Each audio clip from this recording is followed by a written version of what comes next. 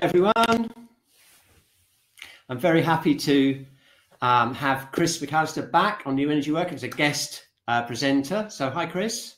Hi, Cliff. How are you doing? I'm doing great, thank you. It's lovely to have you back. It's been 2 years since the last time you were here. 2 years indeed have flown past, haven't they? The time just goes, doesn't it? Okay, so here we go. Here's a little intro to you, Chris, and a picture of your book, which I've got right here. I'm pretty much all the way through. I read half the way through it, and I'm just finishing the last bit now, last week. And I'll obviously ask you a few questions about this in a minute, but you studied shiatsu and acupuncture in Japan and China. You've also done quite a lot of martial arts as well, Tai Chi and Qigong. Yep. You've kind of blended in with your shiatsu. And of course, you're now the author of this latest book, which has come out with Poetry of Touch, which is your latest book. Yes. And you're still very much involved in the European Shiatsu Federation. More than ever, in fact, Cliff. Yes, indeed. Wow. So you must be pretty busy, I guess, all round. Pretty busy, yeah, and enjoying all of it. That's great.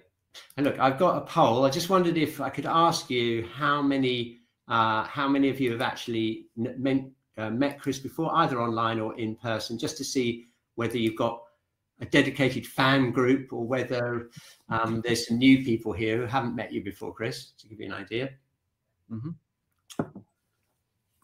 And look, it's split about 1/3 to 2/3. So 2/3 of the people on the show haven't actually met you before, either online. So you've got a new audience there for you. So that'd be good.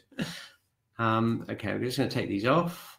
Okay, so basically what I thought we'd start off with, this is okay, I'd really like to ask you some questions about the book, because I've just read, like I said, last week I've been making my way through it and got questions. And then I understand you want to do some practical work with us, some Qigong? Yeah, we'll do a bit later, I guess. Yeah, brilliant. Okay, so as usual, if you've got any questions at all, Diana is on the chat, so you can just put them in the chat, she'll mark them up, and then we'll, at an appropriate moment, I'll feed them to Chris and see if you've got any questions. So I just wanted to ask you, just first of all, how did you end up in Sweden? It just seems such an unusual place to end up as an English person who studied in Japan and China, and then suddenly there you are. It all happened as part of a tumultuous 7-year story, Cliff. And the first 2 years of it were traveling around in Asia. Yeah. And during that time, the foundations of this book were laid, because that introduced me to all these different types of medicine because I got so sick. All right. And during that whole trip, I got together with a Swedish woman. We lived in Japan together. And then when it was time to leave Japan, we decided to come to Sweden. Right. Okay. That's the version I've ever delivered of that. Brilliant. And actually, Jess, it's interesting you mentioned the word story as well, because that's really how this book reads. If anyone reads it, if anyone's interested in this book, it really does read more like your own personal story, your own personal journey, really, through all the different things that you've studied, which have been a lot of different things. I noticed that you've actually studied in Japan, China, different modalities, but shiatsu seems to be the core of where your sort of central heart is, kind of thing. That's very accurate, and I think that's where I always end up time and time again. And I remember a few years ago, I was teaching a shiatsu class in Stockholm. This is 10, 15 years ago. And one of my assistants chimed in and said, Chris, you people need to understand that Chris was born to be a shiatsu therapist. Right. Not everybody is born to be a shiatsu therapist. So if you can't do all the things that he can do as perfectly as he's showing you, you understand why. Lower your expectations, because he was born to be a shiatsu therapist. You might not be. So that was, I guess you may have a point there, Yeah. So why do you think it is? Why do you think you were personally drawn to shiatsu then more than any other modalities? Because you've got quite a few to choose from. You've got martial arts, you've got the acupuncture as well. So I just wondered. Partly to do with the people I meet in shiatsu. I chime with them much, much better. So when I meet shiatsu people, I tend to be able to talk to them about everything else as well. Right. Whereas when I meet acupuncture people, it's very narrow. Mm-hmm. When I meet Tai Chi people, it's very narrow. They always want to talk about Tai Chi. All right. Acupuncture people just want to talk about acupuncture. Chinese herbs people just want to talk about Chinese herbs. But shiatsu people are like a much more touchy-feely family kind of people, which is much more my kind of tribe. So I guess that's the long and the short of it. Qigong is close, but still you've got this culty aspect sometimes in Qigong, which I really don't like at all. Right. And all of that means that I'm much more of a shiatsu person than anything else. And I guess you must, with your work with the European Shiatsu Federation, you must have had to kind of like interact and work with people from many different kind of threads of shiatsu. And I mean, I think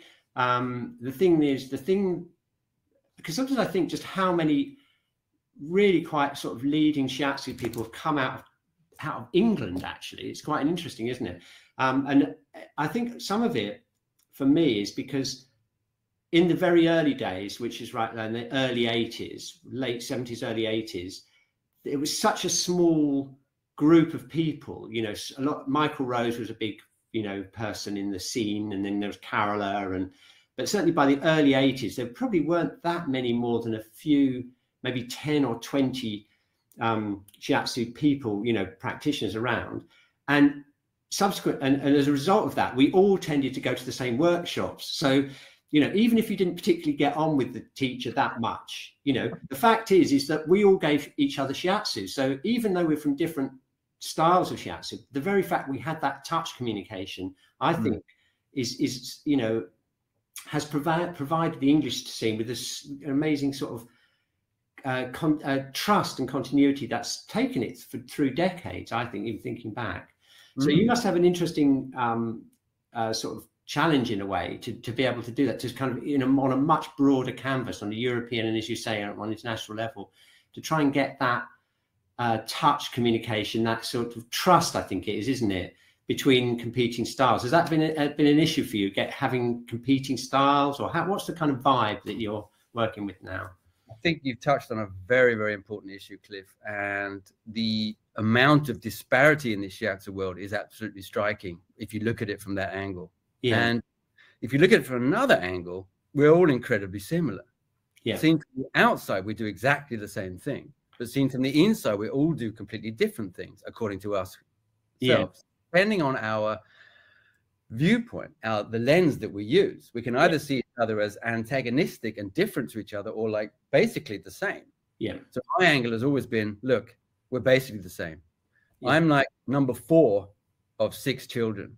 I come from a huge Catholic family, so I'm used to sharing families, 4 generations, no problem at all. People coming and going, doing their thing. So the diversity is always there, right? But the unity is also there. And this has been my thing that I've been striving towards without really knowing what it is or labeling in any way. But it's kind of what I do and what I stand for. And that's the kind of energy I've been using within the ESF. And I've actually been president for getting on for 10 years now, which seems ridiculous. That's an achievement. I'm not sure if it's an achievement, Cliff, but... no one else wants the job, Chris. That's what it is. No one else with any sense would take that job on. Let's face it. Let's get real here. Yeah, exactly. That's what I mean. It's not really an achievement. It's more like a de facto statement of reality. Right, yeah. In my view, in my world, somebody has to do it. My dad always did those kind of jobs. So I've seen how that's done in a different, completely different scenario. But I've seen how he did it. And unconsciously, I must have absorbed a lot of his tactics and techniques and ways of dealing with things and people and issues and strife and conflict as well. That's interesting, because your parents they're like a thread through the book. They quite often come up, the different qualities they had and how they've sort of formed that was your father, you being able to hold on to the ESF of 10 years. So what do you think your mother brought to the shiatsu? There's a whole section on gardening, isn't there, which is interesting to me, because we've just taken on an allotment. So I thought, oh, this is interesting. There you go. My mother was a very, very keen gardener, and she's actually more like an artist. She didn't grow vegetables. She was never interested in vegetables. It was flowers, shrubs, trees. Right. The garden she's built now, she's 90 now, so she can't garden anymore. But she's still alive. She's actually... Oh, yeah. I was there in March and visit her. She's living down in Sevenoaks below London. Yeah. She's still alive and she's still well in terms of her mental capacities, but her body's failing her after 50 to 70 years in the garden in all kinds of weather. You can imagine what damp and cold and heat did to her. Yeah, of course. Yeah. And wind as well, of course. So all of these things are very, very alive in her body. You can see all the imprints of them. But she was very interested in opera, classical music, theatre, and ballet. She wanted me to be a dancer. Really? Wow. Yeah. She wanted me on stage, whatever way. And I did dance, but I've been on stage dancing actually in several different scenarios, but I'm not a dancer. but I do Tai Chi Chuan and I was Qigong. going to say that's very close to Tai Chi, I would have thought, in terms of body awareness, isn't it? It must have laid some foundations down for body awareness and in the space, I mean, the physical space. Exactly. In fact, it's the other way around, because I did all that martial arts and Qigong stuff before I started dancing. Oh, did you? Oh, right. So you got into that early then? Oh, yeah. When I was like 23, I started with Tai Chi and Qigong. Right. Wow. 23 or 24, around there somewhere. Yeah. 80. Yeah, I was 23. So for some people, that's an early start, because a lot of people start when they're 50 or something like that in their second career or that phase. Like, that's common in shiatsu. But for me, it was quite early on, because I was in my initial seeking phase over in India, Nepal, and Tibet. And I just stumbled upon all this stuff. I wasn't looking for it. I just stumbled upon it. I was looking for mysticism. I was interested in Buddhism. Yes. The Yin was important to me and things like that. But I had no grip on any of it as a practical set of knowing things. It was just out there, and I was interested in it. And I just stumbled across all these practical methodologies by getting sick and seeking help. Oh, right. That's interesting. I didn't want to go to a Western hospital in China or India. I was just so scared that I would just get worse going to a place like that. So I looked for the local practitioners just instinctively, really. And they were all so interesting to meet and so helpful, so friendly. And just like us, they could feel stuff in my body, which I wasn't even aware of. Yes. And they made connections for me through these different things I was experiencing. And then when I finally made it to Japan after 2 years, somebody gave me Zen Shiatsu by Masanaga just in my hand, like, whoa, what's this? What, the book, you mean? The book. Oh, yeah. And looking through the first 3 chapters, you'll remember that those first 3 or 4 chapters are very theoretical, conceptual. But he did all my experiences together, like in this continuum, so I could understand how everything fitted together, because I understood on some level intuitively that it all has some sort of connection, but I didn't understand the threads and the mechanisms and the channels. No. Which I do now much better, but then. So Masanaga was one of my first heroes. Yeah. But you went on to study lots of other modalities as well, didn't you? Like acupuncture. I wonder, because I remember in the early days, it was so, especially in the UK, in the early 80s, it was tempting to study acupuncture just because there was hardly any shiatsu schools around until the mid to late 80s when the schools started forming. Right. So I just wondered, what drew you to acupuncture? Was it being treated by an acupuncturist again, or was it because you were curious to go deeper into the theory, or what was it? It was partly because I got treatments from a guy in England. We were swapping. I was doing shiatsu acupuncture. Yeah. And then when I got to Japan, and Nigel Dawes was my teacher in England, and Liz Arundel, but Nigel Dawes was like the guy who sent me to Japan and said, go study with my teacher. Yeah. But he gave me one telephone number, and that telephone number was to a man called Peter Yates, who passed 2 years ago. And he was just preparing to start teaching acupuncture. Right. And I met him, and I was very impressed by his personality, his presence and everything. He'd been doing martial arts for years, and he'd been studying shiatsu for a long time with Suzuki, Masanaga's student Suzuki, and other people. And he'd been doing acupuncture and herbs for a long time as well. And there's a kind of an expat community in Tokyo. So they were asking him, several people, can you teach us some of this stuff? So he was just about to start his first ever acupuncture class. Right. And I turned up right then. He said, oh, so, he sorted me out with Suzuki, shiatsu, with yoga, with Tai Chi. Right. What about acupuncture? I said, well, Pete, I would love to, but I got no money. He said, oh, okay. Imagine a thick Lancashire accent and a guy built like a brick shithouse. This is the kind of person I'm talking about. So a week later, I go to a yoga class with his girlfriend, and then they pick us up afterwards and we go clubbing. I got no money, so they pay for me. We dance until late and we're monkeying around on the stage and having a great time. And he says, look, come back with us because you're too far from home. You can't get a taxi home. You've got no money. Come with us. Slept the night there on their couch, ate breakfast in the morning. And I was just about to go to the Tai Chi class that he'd set me up with when he said to me, Chris, what about the acupuncture? I said, Pete, I haven't even thought about it since you said it last because I got no money, and that hasn't changed. It's gotten worse, if anything. He said, well, tell you what, I want you to do it anyway. I said, what do you mean? He said, well, I want you to do it for free. Why? He said, well, because I think you'll be good at it, and I want you in my class. Yeah, fair enough. So I did. Next term I paid, of course, once I had a little bit of money, but that first term, so it was because of him and his inclusiveness and his personality and his love and his willingness to pay it forward, offer something. Yeah, sure. I would spread it in my way, Yeah, and also that I would contribute to his class, which I did, of course. yeah, because you had a lot to contribute, I guess, from all your background and everything. So it's probably good for him to have someone like that in the class. So. Well, I was very serious, right? And the other people were expats, kind of half interested. Oh, Yeah, right? Yeah. He needed someone who was like going to be in there digging and asking the questions and yeah, sure, I can see that. Really practicing and bringing up the standard. So how did you survive? You know, you mentioned quite a lot in the book about how you didn't have any money at various times when you were rescued and things happened. And well, how did you actually survive when you were out there for all those years then? Skin in my teeth. Did you do any teaching of English or any of the classes? Oh, yeah. That's what you do in Japan. Yeah. The thing is, you're so privileged in Japan as an English-speaking person that I could exist, pay my bills and all my classes, prioritize all my classes, and work a few hours here and there, and still come away with tons of money at the end of the day, enough to invest in a house when I came back here. That was when the Japanese economy was very high, wasn't it? Yeah, it's not like that now. I think it's definitely adjusted. It was a boom, and I happened to be there at the right time, and I got all these jobs that people would, when they leave, they give you their jobs. Right. And you start with the crappy jobs, and then gradually you work your way up, and you get these nice jobs that pay your bills, and then you've got money left over. And yeah, I was working about 5 hours a week. 10 max. That's great, isn't it? Yeah. Like 20, 30 hours a week. So it was an optimum situation. But I was clear about that when I went over there. I'm here to study. I'm here to do this stuff, meet the right people, practice. Work is just to keep me alive. It wasn't interesting in itself. No. Wow, that's amazing. Yeah, I just mentioned that because that is one of the many things that are weaved through here, how serendipity and I guess probably everyone who's listening probably have their own story, you know, about how they found it.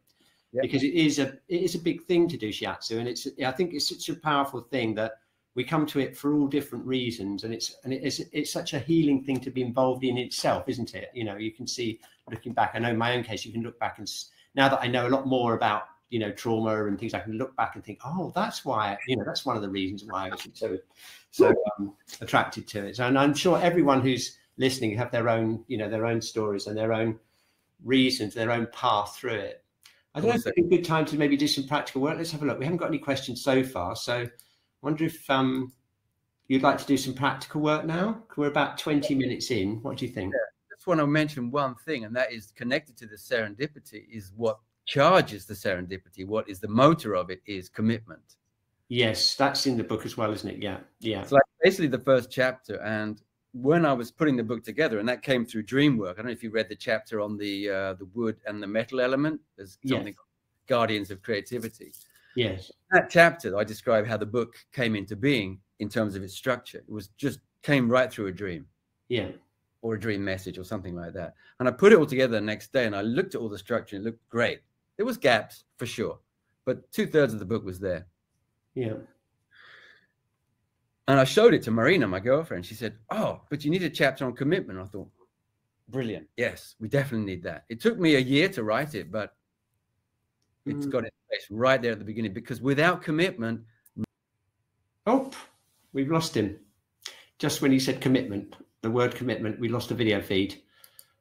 Can you still hear me, Chris?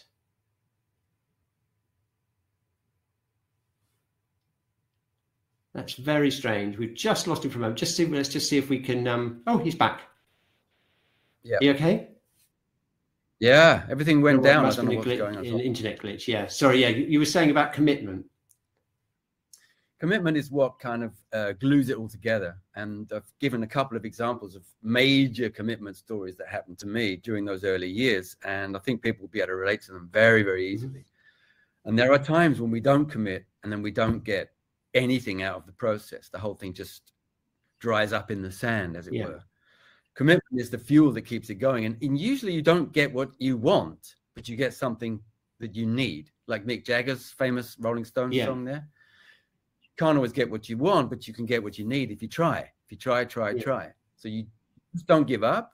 You persevere. And perseverance is the quality of the kidney energy and the water element So these things are essential to our progress and to becoming a practitioner rather than somebody who studied shiatsu and then kind of let it go and works with something else. That's common enough, right? And it's understandable.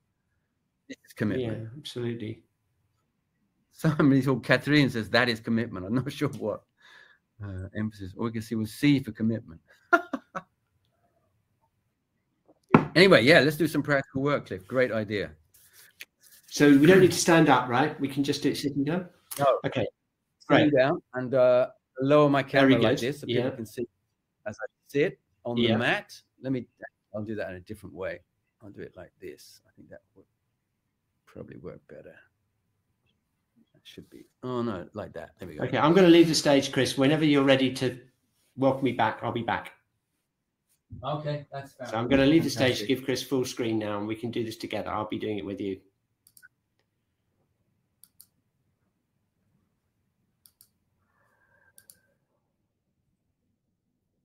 Hi, folks. What we're going to be doing now is a completely new exercise. It's only about 3-4 weeks old, and it came during the process of me teaching an online course about the 8 extraordinary meridians for Mindbodify, which is the company that I run with Snezana Stoiva. Hi, Snezana.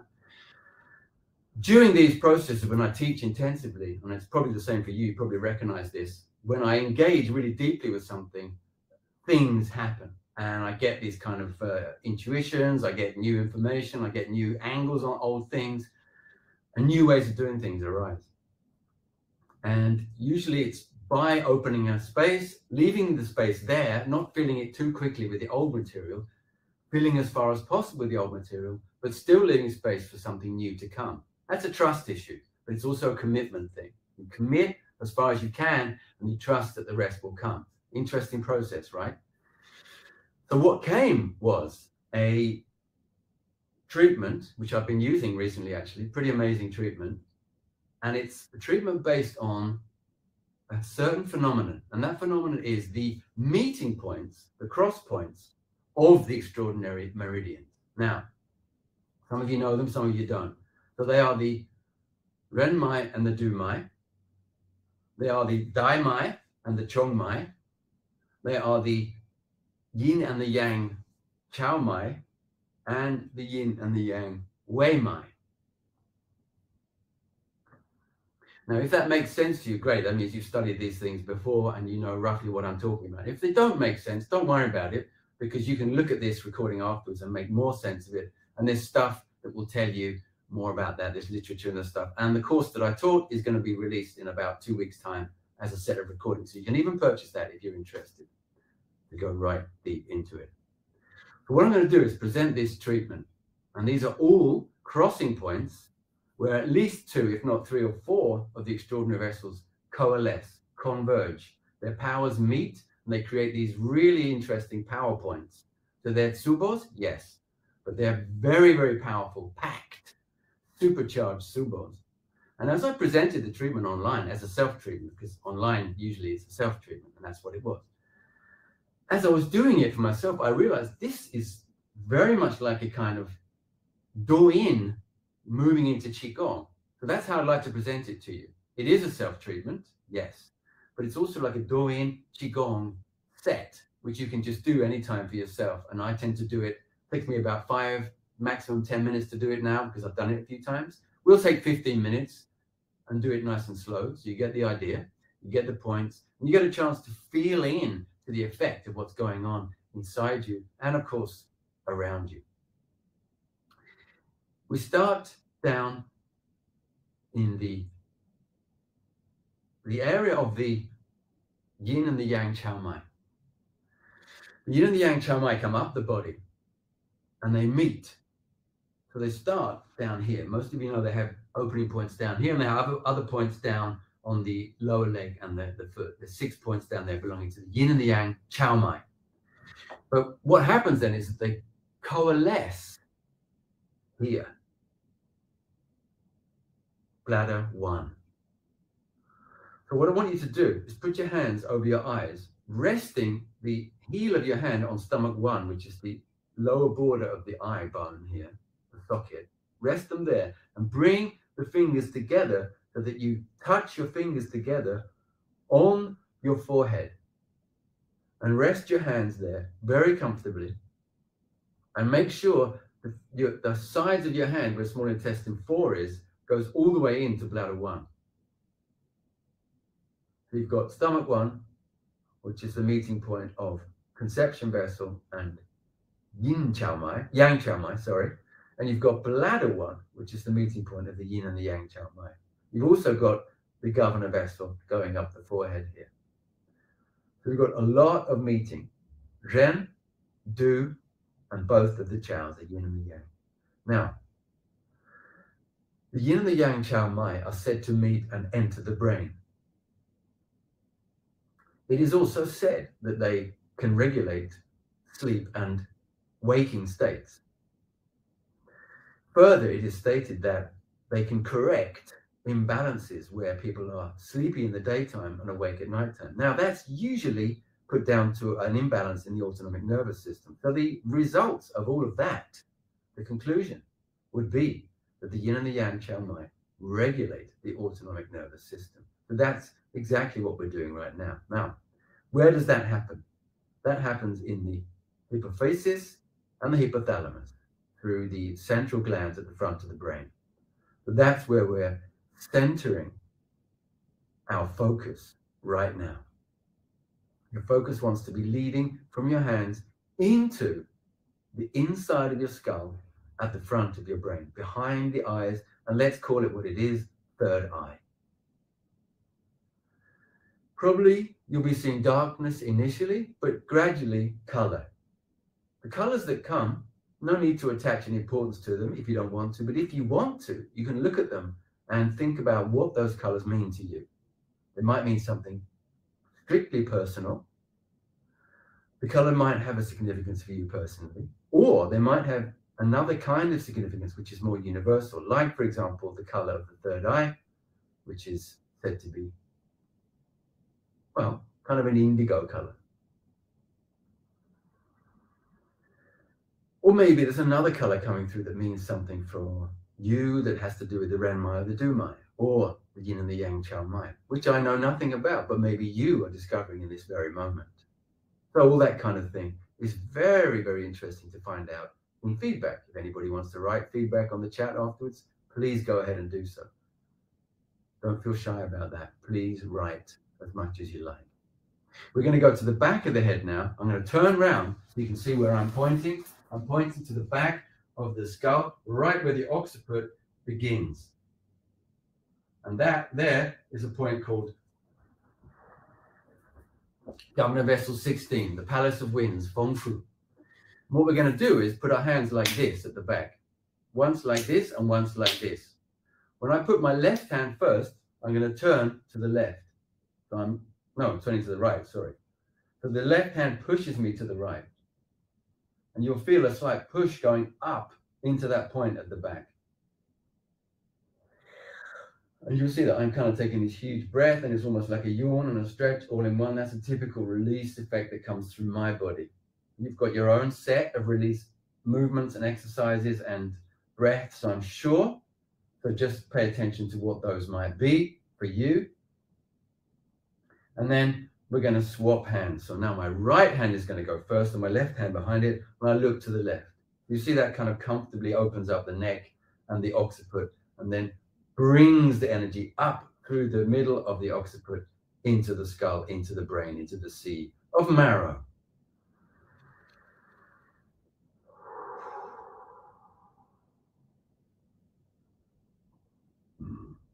Pay attention to body reactivity. Pay attention to reactivity through the breath, reactivity through mind and picture, and through body sensation.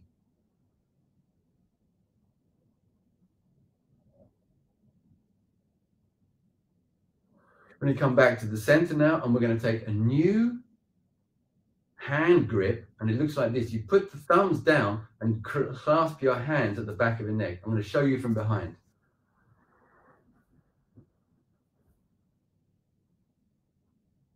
Your fingers, the small intestine meridian wants to go up again into the base of the skull, into the occiput, and your thumbs trace just behind the neck muscle into the gap where the small intestine, triple heater, gallbladder meridians flow.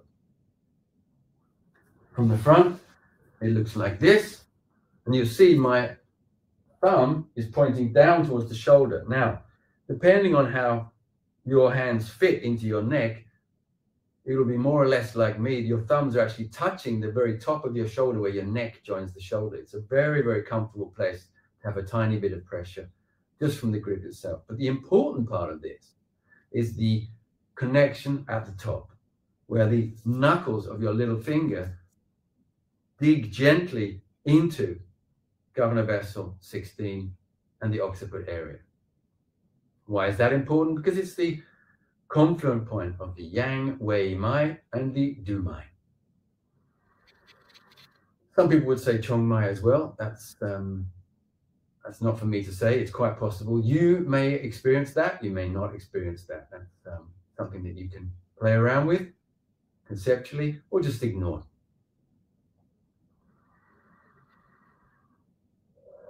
And you can see what kind of exercises these are. This is kind of opening up the breath, for example. It's not intentional. It just happens because of the position itself. And you can see how this one kind of locks into position, so it's quite comfortable and not difficult to hold.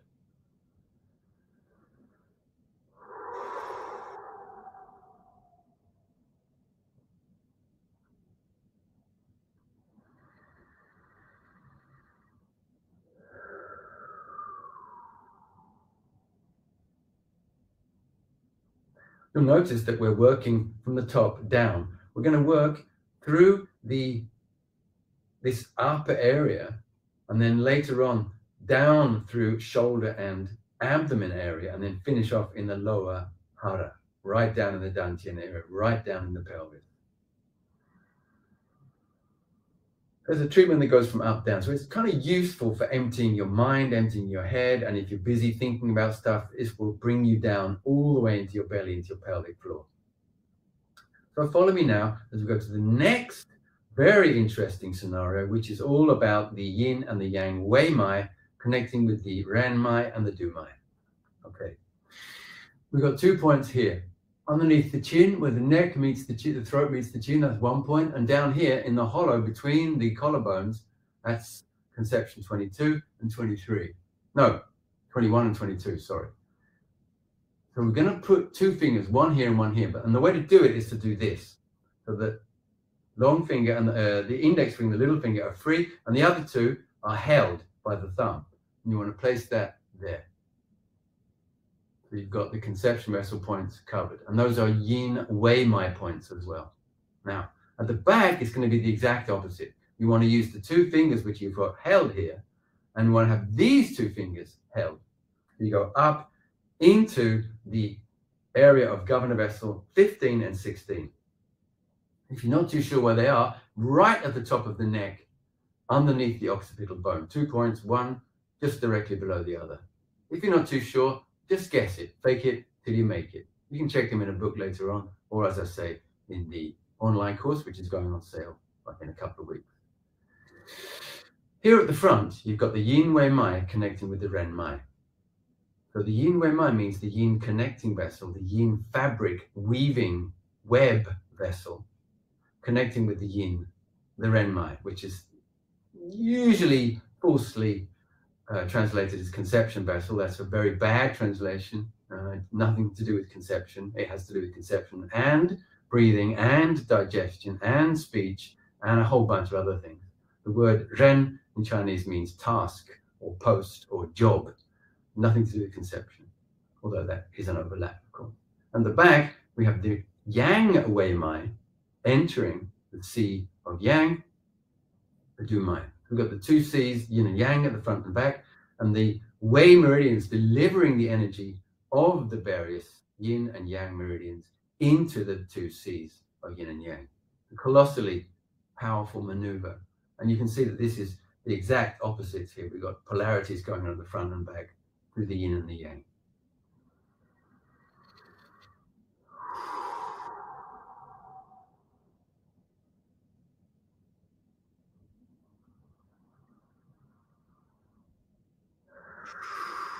I'm going to release those points and allow all of that to flow through me for a moment or two before we go to the next set of exercises as we move down into the trunk of the body. Take a moment to just scan yourself from left to right, from front to back, from up to down, etc., etc. And also, of course, from in to out, out to in. All of the usual scanning mechanisms and directions. Or if you like, just a general feeling of what's going on for you internally and, of course, externally. The next set of exercises involve small intestine 10. Now, small intestine 10 is a quite obscure point. A lot of people don't know about it. It's a really useful point, and most of you will find it's quite a painful, sensitive point. So go careful, go easy. If you think about where your arm joins your shoulder, let me turn around again so I can show you clearly. The arm joins the shoulder blade right in between and up into the joint as far as possible is where you will find small intestine 10. Dig in, but dig gently, and then you'll find that you're up underneath the shoulder area, in between the shoulder blade and the arm. The very, very in between kind of place. Small intestine 10. Now find it on the other side as well. So arm, follow the arm up, find the shoulder blade and go in between and up as far as you can into the joint. Quite far up, just behind a bunch of bone. Once you've found both sides, small intestine 10, we're going to use that as our anchor point as we go down 3 spleen points on the abdomen. And again, these are not points that you'd use for spleen points, sorry. These are not points you use every day. You don't learn them very often in shiatsu classes. Acupuncturists know them a bit better, maybe, some of them, not all of them. We're going to find them now very, very easy. Some of them have great names, so they're easy to remember. Right here, underneath your ribs, on the spleen channel, if you find spleen 15, which most of you know, just outside stomach 25, and then just go straight up, and underneath your ribs is spleen 16.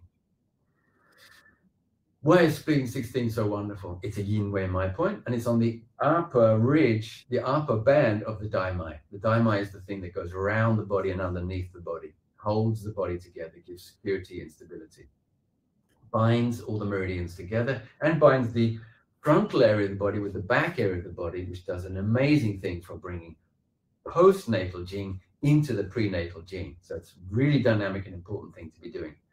So we're interacting with the dai mai and the yin wei mai through this spleen point here, spleen 16. And it's called complaining abdomen. I'll say it again, complaining abdomen. Why is that important? Well, if you've got a complaining abdomen, either a patient or yourself, you can just hold this point and breathe for about 10 to 20 seconds, and you should notice a much, much better condition after that time. Pain usually kind of lessens to about 50%, if not more, and it will kind of just disappear as you go down the spleen meridian, as we're going to do from here. Spleen 16, right there, complaining abdomen, together with small intestine 10. Now, small intestine 10 is a meeting point of the yang wei mai and the yang chao mai. It's the only meeting point of those two, really, apart from at the top of the back there. So, here we go. From spleen 16, we're going to go down, find the level of your navel, go out to the edge of the abdominal muscles, and there's spleen 15. It's called the great horizontal. And of course, it's on the middle band of the dai mai.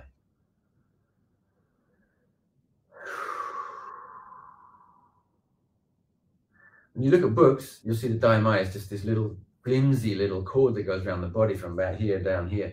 It's not. It's a gigantic, colossal structure that's much more like a sumo wrestler's nappy or a weightlifter's heavy belt than a thin, flimsy string. It's colossally strong, very important.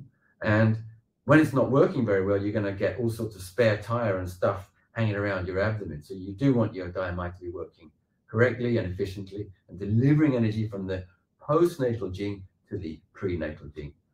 So from the stomach and spleen to the kidneys, basically. And here we're using small intestine 10 as a kind of catalyst point to have these points move a little bit faster. Yin wei mai meets dai mai.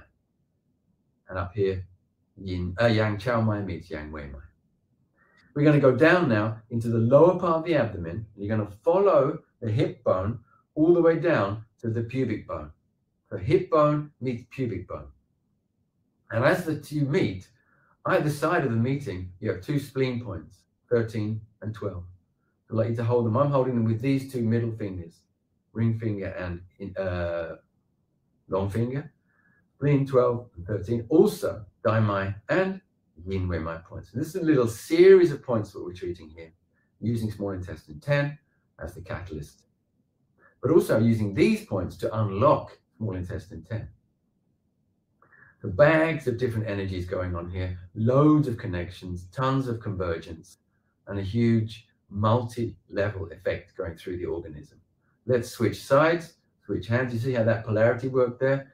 Go to small intestine 10 here, in between the shoulder blade and the arm, up into the joint as far as you can go, and then let's find spleen 15 to find spleen 16 up under the ribs there. Complaining abdomen, remember?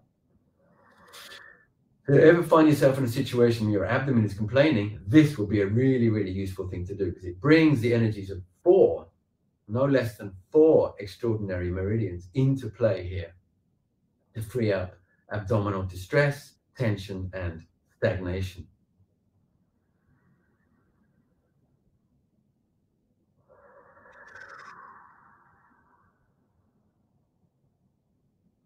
Spleen 16, let's do spleen 15. On the edge of the abdominal muscles, out from the navel, great horizontal. Obviously, a great point for balancing the up and the down. That means the head and the feet, basically. Heaven and earth within the human energy system.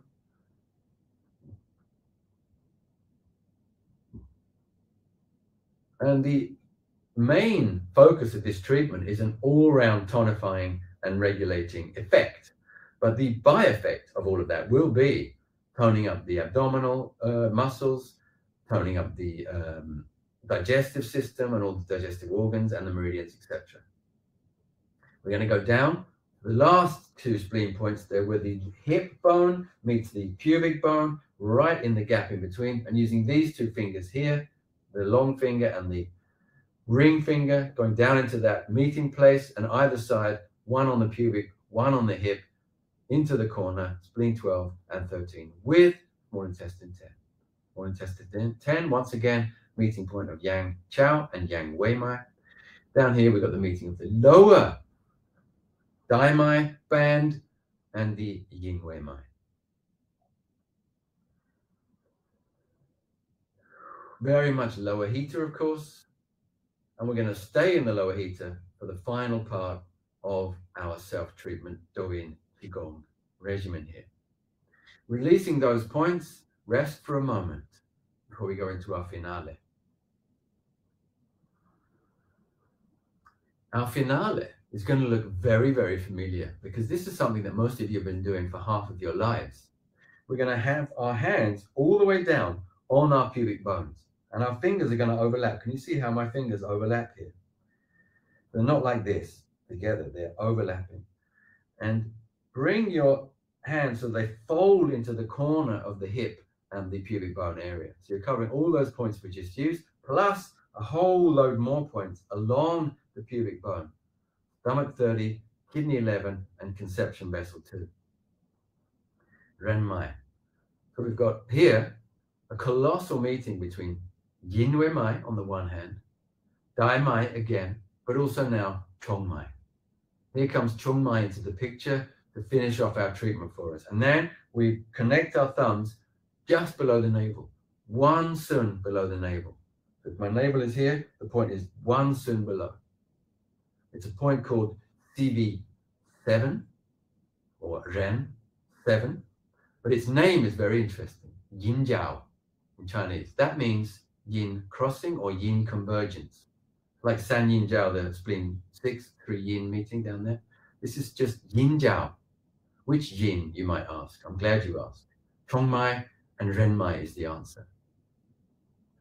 So we're connecting now the Chong and the Ren, 2 deeply yin meridians. And look at what we've created here. Look at that mudra. You recognize that? Of course you do. This is the classic Zen mudra, which is, of course, in turn borrowed from the Taoists from centuries and centuries ago, millennia ago. It's probably older than the Taoists, right? Look where we've arrived just by following the meridians. We've arrived at a classic mudra, which explains why it's a classic mudra, perhaps. Let there be no force between your thumbs. Let there be just a perfect meeting, quiescent, calm, but also full of latent power, drawn from the extraordinary meridian. We've now touched all of them at least once, if not 2 or 3 times. We've connected them in all sorts of different combinations. And what we're going to do now to finish off is to make a final combination, a really deep yin-yang combination. We're going to put our fist, the knuckles of the fist, into our spine at the back so that it connects with governor vessel 4. We're going to bring our hand into the abdomen at conception vessel 7. We've got yin jiao and we've got ming men. Ming men is the meeting point of the dai mai and the du mai. Yin jiao is the meeting point of the ren mai and the chong mai. These 4 are the primordial meridians that have the key role to play in our embryology. So they go all the way back to our gestation. Way long before we were born, these meridians were already working together. We have an incredible polarity here in our hands. If by any chance you're thinking, I think I've got my hands a bit wrong, try swapping, bring one hand forward, bring the other one back, and just test to see whether this is more comfortable for you or whether it's actually, no, I had it right the first time. And in that case, go back to the way you had it the first time. Your knuckles into your spine at GD4 and your hand, small intestine meridian, into CV7, 1 cun below the navel at yin jiao, yin crossing, chong and ren, and at the back, du mai and dai mai. And enjoy the massive and deep, profound polarity which you've created within your meridian system.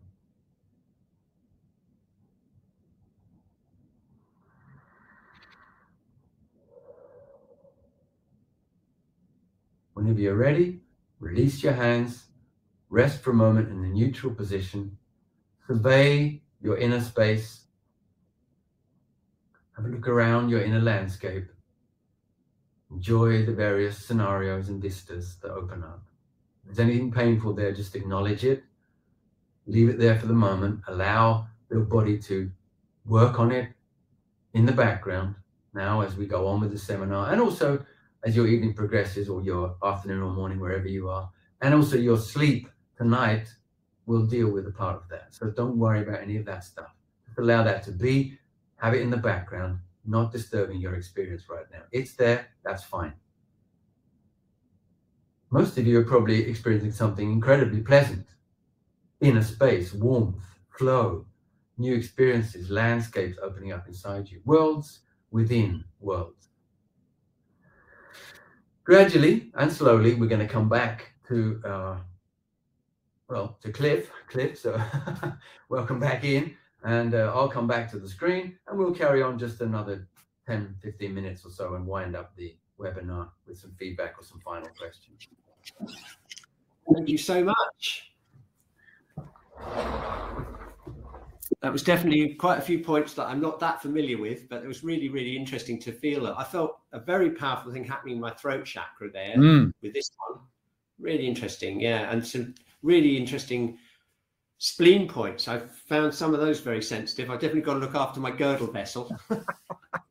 So if you've got any feedback from anything that happened to you during the exercises, any feedback at all, if you just like to pop them on the chat. Pascal found it a fantastic experience. Thank you very much. Thank you. Anything specific happened, or if you've got any questions, do post them, and Dinah will mark them up, and we'll see if we can get Chris to answer them in the last bit of the session. Just readjusting myself here. Yeah, I can't see you for some reason, Cliff. I don't know what that's all about. Can you hear me? I can hear you loud and clear. Yeah. Okay, great. It's probably just bandwidth. I wouldn't worry about that too much. I am here. Here's Shudaba. Brigitte said, yeah. Piers said, thank you. I feel really balanced and energized. Brigitte said, excellent. Love the connecting the, I think that's the yin and yang. It was so calming. The brain stuff was very opening. Yeah, I agree with that. Yeah, that's it. Hi from the Netherlands. One of the things Oh, about perfect color. the brain, How about purple, lovely. Yeah. Suffered from migraine for 3 days and it's gone. How wonderful. Wow, that was good. That's a great result. Brilliant. Fantastic. Nice one, Linda. Well done. One thing about the brain thing, Cliff, is a really interesting connection that's there with the extraordinary vessels, is that there is also a class of organs called the extraordinary fu. You probably know about them. Yeah. They don't get taught very often, but I teach them because I find them so interesting. And the brain is one of them, right? Yeah. And the gallbladder is one of them. Mm-hmm. And the uterus is one of them. That's right. Yes. Right. Suzanne Yates has mentioned them, I think, on some of the webinars she's done for us. Yeah. So these are key organs in the body. And by connecting them through the extraordinary meridians, we have a really interesting way of working with them. So the final thing we did in the last week was connecting the extraordinary organs with the extraordinary vessels. And a new treatment came up through that, was also extraordinary. It was very powerful treatment and really interesting to be able to do that, because people kind of think that shiatsu is quite abstract and these meridians, what the hell are they, you know? But if you talk about the brain, the uterus, the blood vessels, the gallbladder, the bone and the marrow, people get a much more connected feeling with what you're doing. So it has a kind of advantage, east-west kind of that perspective. Sure. Yeah. No, that's great. Yeah. Yeah, we had Winter Jade on our USA International Shiatsu Congress online doing abdominal treatments directly on the organs, and that was really good. That was recently, that was last month, and that was a really good example of really getting stuck into the actual physical body there. Yeah. We got some questions. Let me just pop them up. Here's Stan. I'll pop it up so everyone can see. Interesting experience. Any tips on how to relax the arms and the body when doing the exercise, specifically with the small intestine 10 and spleen 16 posture? Yeah, I have to say that was a bit of a stretch. Okay. Well, everything that we do in Qigong, in Douyin, in our opening exercises and stuff helps towards that. And the more you can empty your limbs, the better you can do Qigong, right? That's a basic premise. Yeah. So when you open your limbs, you create space inside your body and you negate the need to use a lot of muscular tension. So a lot of what we're doing in Qigong, Shiatsu, Taiji, etc., is unlearning. And we unlearn the tension that we learned during certain periods of our lives. So when I do this and I hold that point, I'm just resting my arm on my shoulder, nothing else. That's all it is. And then the finger sits there. And the trick is to make a very strong connection first. So you'll feel it like, whoo, that's there. But then relax the finger completely, because your body knowledge will be there working already. You just trust that. That will happen. And release the tension in your finger completely. So then you can just sit there and hang for hours. And then if you put your hand just underneath there, well, that's it. Done. Yeah. That's it. So it's brilliant. Just positions as much as possible, I guess. Yeah, here we go. Look, Antigone. Hi, Antigone. Look, she'd like to mention the work on the eyes. It was powerful. It's powerful and has a healing effect. It came to my awareness that the vagus nerve as the main area for activating it. Yeah. And if I'm having autoimmune disorder, macular degeneration. Oh, I'm sorry about that. I find it really relieving. Bladder one, stomach one. So that's a really good combination, isn't it? Cliff, this is age-old stuff, isn't it? This is palming, basically. Yeah. But we do it with this knowledge that we're also working with the meridians. Right. So there's small intestine connection in there. Sharpens the connection. Exactly. Yeah. Brilliant. It's much more focus on what we're doing. And then it gives us interest and it gives us angles to explore. And then we take the feedback in a new way, because just palming like that is boring. People get tired of it. But if you have these meridian connections, then shiatsu people get really excited about it, and then all sorts of things happen. Absolutely, yeah. And look, this is a good example of what's happened. Look, the last combination with the fist and the flat hand, I think that's this front and back. Yeah, there we are. It was an aha, that's right moment. Like an old wise person inside said, that's where you are. Yes. Thank you very much. Excellent. Marielle. Hi, Marielle. That's when you get, I think that's when you get really deep into those very primitive points, isn't it? They're so great like that. GV4 and CV6, 7 and CV4 is another one. Oh, yeah. Yeah. Fantastic points. Absolutely great. And we've got one more comment here from Lena. My bad knee got all warm and that wasn't anywhere near it. There we are. That's a good example of the brilliant.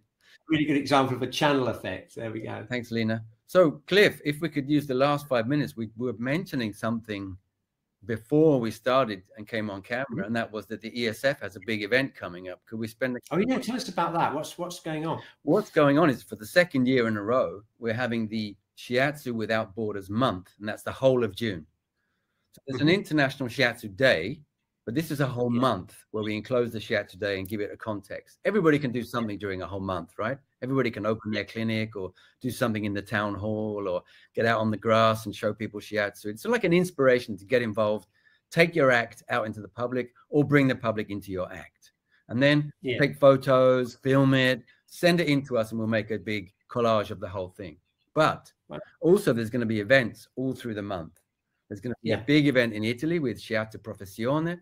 There's going to be a big event in Budapest with their Congress, Back to the Roots, 16th to 18th of June. Big plug there for them. But at the beginning of the month, we're going to have a quintilogue. Now, what the hell is a quintilogue, you're asking me? You're right. I'm glad you asked. A quintilogue is a dialogue with 5 people. Quinta. Okay. I'm going to be hosting a discussion with 4 luminaries from the Shiatsu world. Victor Guliash, who is running the Congress in Budapest. Annie Roch, who is the president of the French Shiatsu Association. Thank you, Dinah. Lovely. One of the French Shiatsu associations, I should say. Yvonne Bell, who's a huge mover and shaker all through the Shiatsu world, non-aligned, but connected with everybody.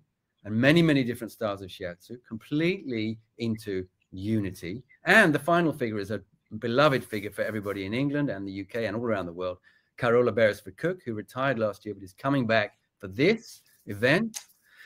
We have a theme, and the theme is unity. How do we create unity in the Shiatsu world? Because from my way of seeing things, we can fight till kingdom come, but until we get unified, we don't really have a profession which we can claim and show publicly and actually convince policymakers and decision makers out in the world that we really mean business, which we do. So let's get together. 4th of June. It'll go up on Facebook any minute, like next week sometime. And that's going to be a huge event. And then the final event during the end of the month will be a global meditation where we'll be using people all over the world to channel energy into the earth and then give this big love bombing to planet Earth, Gaia. So please join in that as much as you can. Thank you. Great. Dinah put the link into the chat there, so that's really useful. Dinah, you are a diamond. Fantastic. Thank you very much. Yeah, brilliant. So a whole load of events. The ESF just upgraded its website thanks to Nikos Rossios, who did all that work with Susanna Castellani. So name check for those people. And Snezana's doing loads of work in the background with Shiatsu Resources Worldwide. So we've got big things coming up, all sorts of stuff going on. And just get involved wherever you like. You don't have to be a member of any association anywhere. But if you are, bring the association in or just join in yourself or your school or whatever you're doing. Participate. We've definitely had some stuff from the Shiatsu Society UK. Some people have been, funded, and things are definitely happening here for it. So it'll be really great. All these things are so great, and that is one of the great things about the internet. Of course, it can spread things. We found that. We've both found that, haven't we, during the pandemic? It's just brought so many people together. Very much. Really, yeah. So it's fantastic. Okay, so I can't believe that the time has gone by so quickly. Really fast. It really has, and everyone's really enjoyed it. We get the traditional hearts in the chat. Excellent. Back to you, folks.